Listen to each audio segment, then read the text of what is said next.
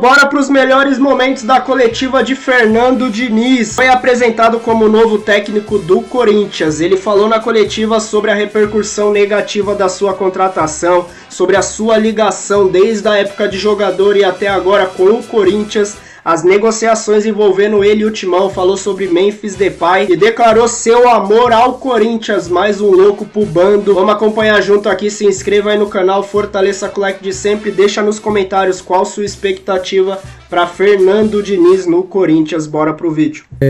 Às vezes as pessoas perguntam, por que o Diniz, né? Por que o Diniz? Primeiro eu entendo que a gente precisava de respostas rápidas. O Corinthians precisa voltar a ganhar rapidamente, né? E para isso um profissional que é nascido na Zona Leste, mora na Zona Leste, mora no Tatuapé, conhece o Corinthians, conhece a casa, entende rapidamente o que é o clube, foi atleta do clube, vivenciou.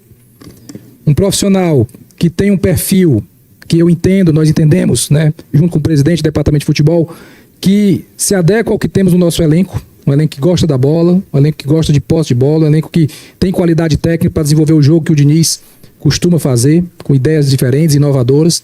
Então isso é importante e que a gente precisa rapidamente voltar a vencer. E também a disponibilidade de estar logo aqui, né? Houve um acerto rápido, fizemos o primeiro contato após conversar com o Dorival por um procedimento ético e correto como tem que ser, e o Diniz sabe disso, né? A primeira mensagem foi mandada 23h47, mais ou menos isso, né, Diniz? E depois iniciamos a conversa na madrugada. E a disponibilidade dele em estar aqui, em servir o Corinthians, já vim dar treino, e o nosso desejo e trabalho é para que quinta-feira ele esteja à beira do gramado, já lá na Argentina, comandando a equipe na beira do gramado, mas já está comandando aqui nos treinamentos. Então, são alguns dos motivos dessa escolha, que a gente está com muita fé, que é o caminho correto para a gente voltar a vencer. Queria que você começasse falando primeiro, Fernando, a respeito das suas lembranças como jogador aqui do Corinthians, quase 30 anos atrás. Eu vi que ontem você mostrou uma camisa, inclusive, essa camisa você que guardou, e o que te motiva a vir comandar o Corinthians agora, depois de 29 anos, tendo passado como jogador? Vladimir, prazer te encontrar aqui. Boa tarde a todos. Eu falo da imensa alegria que é para mim estar aqui hoje. Acho que o meu pronunciamento acho que vai cair bem para ser uma primeira resposta em relação à sua pergunta. Eu sou um cara, eu nasci em Minas Gerais na idade, mas vim com 9 meses para a Zona Leste de São Paulo, então aqui estão quase 52 anos, que é o que eu tenho de vida. Sempre na periferia, no primeiro momento na periferia da Zona Leste, e depois que eu casei, faz 26 anos que eu moro no bairro onde está o Corinthians, no Tatuapé. Acredito que esses 17 anos da minha carreira de treinador foi uma preparação para eu chegar num clube desse tamanho, me sentir feliz e, confesso a vocês, muito motivado e muito à vontade. Sei do desafio que é treinar o Corinthians. Já estive perto de vir para o Corinthians umas 4 ou 5 vezes e hoje agradeço a Deus por não ter acontecido antes e para me pegar nesse momento, que eu acho que é o momento que eu estou mais bem preparado para enfrentar esse grande desafio. Então é uma alegria muito grande. Eu joguei aqui há quase 30 anos atrás, foi uma grande honra, uma alegria, participei de um time, da formação de um time extremamente vencedor, foi em 97, foi campeão paulista, em 98 eu ainda comecei naquele elenco que depois foi campeão brasileiro, depois bicampeão, eu saí depois para outros clubes e finalizou aquela época do Corinthians com o título mundial em 2000. Então para mim é uma grande alegria, tem pessoas da minha época de jogador aqui, como o Edísio, Copeiro, e também tem um outro jogador que eu trabalhei e gente do staff que é da minha inteira confiança do Corinthians aqui, para somar aqueles que eu agreguei com o meu time e a gente ter um time estendido muito forte. Então uma alegria muito grande poder estar aqui com vocês. Diniz, aqui atrás, à tua esquerda, Bianca Molina, Canal Gold. Diniz, queria falar contigo sobre alguns aspectos táticos. Acho que muitas vezes quando o teu nome é citado, é sempre nessa seara que a gente entra rapidamente, né? Não só pela questão da saída de bola, tem quem analise teu trabalho de forma que tu tens um pouco de dificuldade de te adaptar, né, a esquemas ou a peças que, aliás, características que algumas peças possam te dar. Mas tem 3 trabalhos teus que vão na contramão disso.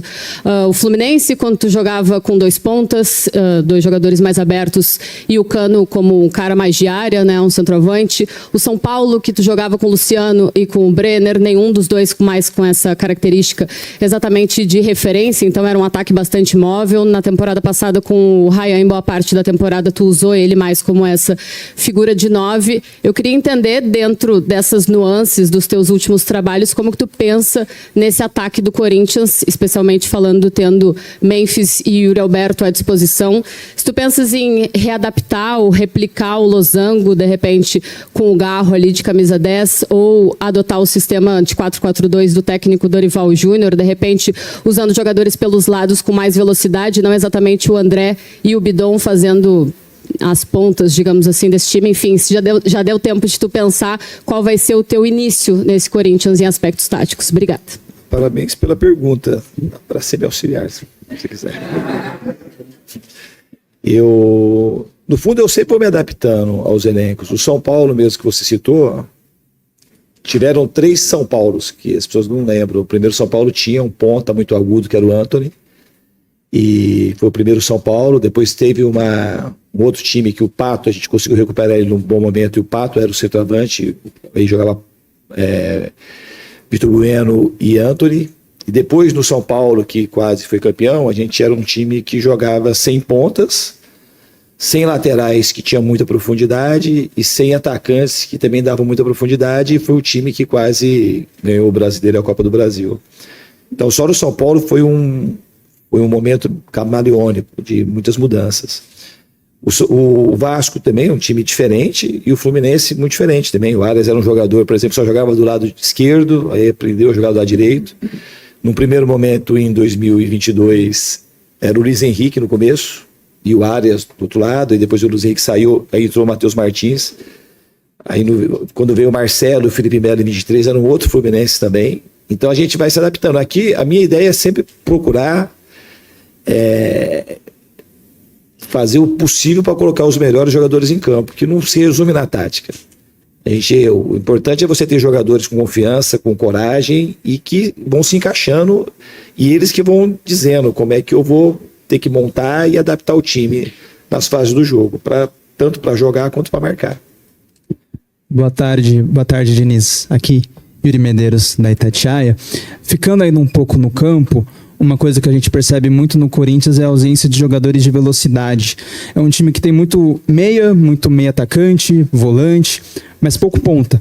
Eu queria saber se essa característica do elenco favorece justamente esse perfil do seu jogo de ser mais associativo, de mais aproximação, de acumular jogadores pelo lado. Meu trabalho é fácil porque eu uso o ClickUp. É assim que eu acompanho todas as minhas tarefas. Eu começo despejando tudo. O elenco te ajuda jogadores pelo lado do campo, e essa característica do elenco favorece justamente esse perfil do seu jogo de ser mais associativo, de mais aproximação, de acumular jogadores pelo lado do campo e de ter controle da posse, né? Que os seus trabalhos são muito marcados por isso. Eu queria saber se essa característica do elenco te ajuda nesse sentido de ter um jogo de mais aproximação e de menos verticalidade. Obrigado. Eu acho que ajuda nesse sentido, mas a gente, quando pode, a gente não pode abrir mão de ter ponta. Se a gente puder ter ponta, é melhor ainda. Porque o ponta, como vocês citaram, o Ryan ou o Arias, por exemplo, são jogadores que têm característica de individualidade quando precisa, e são jogadores que sabem jogar de maneira associativa. Então é muito bom contar com jogadores que tenham bom desempenho num contra um e consigam jogar por dentro. Mas a gente, como eu falei, o São Paulo não tinha esses jogadores. Não tinham laterais que davam muita profundidade, e não tinham pontas, esse último São Paulo. E o importante, mais do que ter o jogador da posição, é ter jogadores que estejam vivendo um bom momento, que já conseguir encaixá-los para que as coisas consigam ter uma boa fluência. Diniz, aqui no fundo, boa tarde, Iago Rudá, do GE. Globo. Ontem, quando o Corinthians confirmou a sua contratação, eu fui reassistir o documentário ali todo dia 4 de novembro da conquista do Fluminense da Copa Libertadores, né? Me chamou uma atenção, e é por isso que eu estou fazendo essa pergunta, até o título do documentário é todo dia 4 de novembro, porque durante aquela campanha você ia reafirmando isso para os jogadores a ponto deles próprios acreditarem que todos os dias eram 4 de novembro.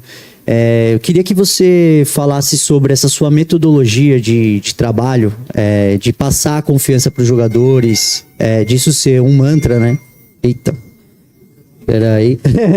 É chuva, alerta da defesa. Forma aí. Que susto. É a chuva que vem para molhar a benção. Exato. Não alagar muito aí para prejudicar as pessoas. Bem-vinda.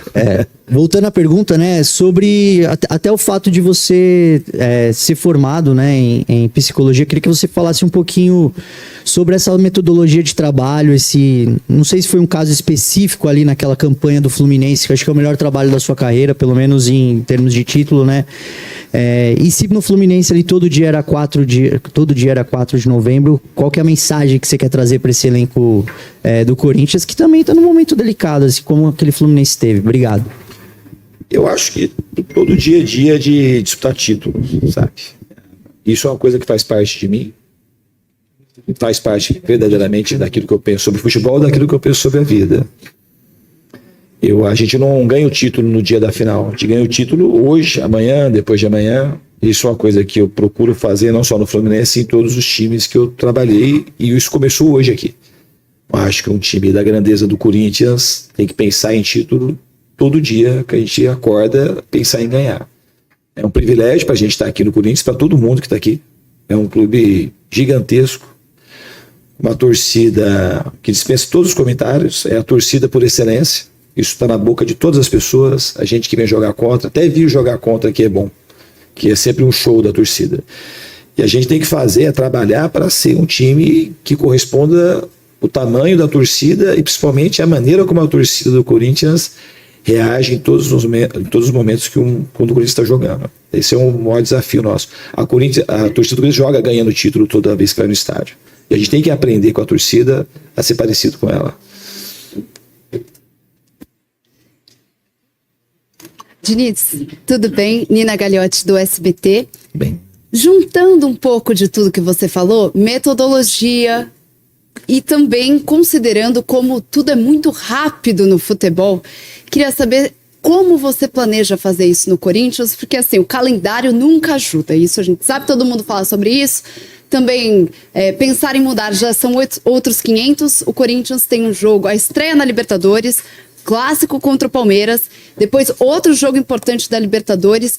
Como implementar essa metodologia, essa característica de jogo tão sua em tão pouco tempo para jogadores novos e com jogos tão difíceis? Eu já falo isso há algum tempo. A principal característica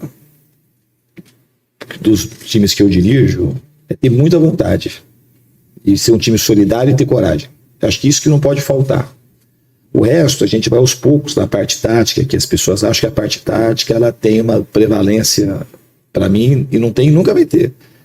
Não existe domínio tático que consiga superar a falta de ânimo, a falta de vontade, a falta de coragem. Então, acho que os jogadores, a gente precisa entender que esse é um clube que pulsa essas coisas, pulsa raça, pulsa fome, pulsa desejo, pulsa coragem. Isso é uma coisa que a gente tem que ter desde o começo. Eu acho que isso que é o mais importante. Esse é um time que há 2 meses atrás estava ganhando a Recopa do Brasil, a Supercopa do Brasil, e em 2 meses tudo mudou. Então ninguém desaprendeu a jogar. Tem muito potencial no time que a gente precisa resgatar rapidamente. Diniz, boa tarde, Guilherme Pradella da Rádio CBN. Guilherme, prazer. Você mudou de casa? Mudei. Acho que a sua contratação, Diniz, em qualquer time que aconteça, ela gera muita repercussão. E a sensação que passa para a gente que acompanha é que a lupa para analisar o teu trabalho, ela é sempre muito grande, tanto para a vitória quanto para a derrota.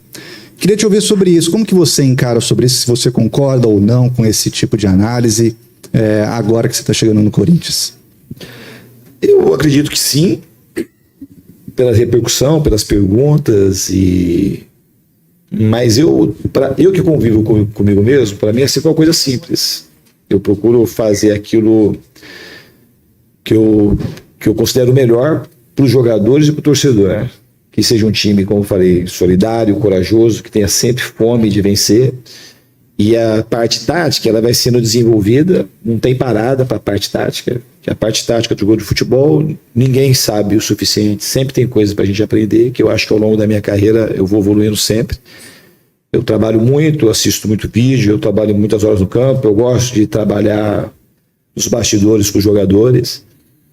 E a lupa, porque eu não sei explicar o porquê, eu sei que acontece, eu não sei explicar muito o porquê. Talvez para as pessoas acharem alguma coisa diferente, é porque sai jogando, é que aproxima muito jogador, ou por conta, às vezes, do meu comportamento na beira do campo, ou por conta da minha formação. Mas isso não é uma coisa que me incomoda, isso é uma coisa que eu vou lidando cada vez melhor. Que o meu objetivo, essencialmente, ele não muda, que é procurar capturar a atenção do jogador, fazer o melhor para o jogador. Sempre vocês sabem disso, que está no meu discurso a todo momento, que eu fui o cara que joguei futebol para aprender a ser técnico. Então eu tenho uma conexão facilitada com o jogador. Os jogadores percebem que eu estou no futebol para ajudá-los a se desenvolverem, para ter uma vida no futebol e para ter conexão com o torcedor.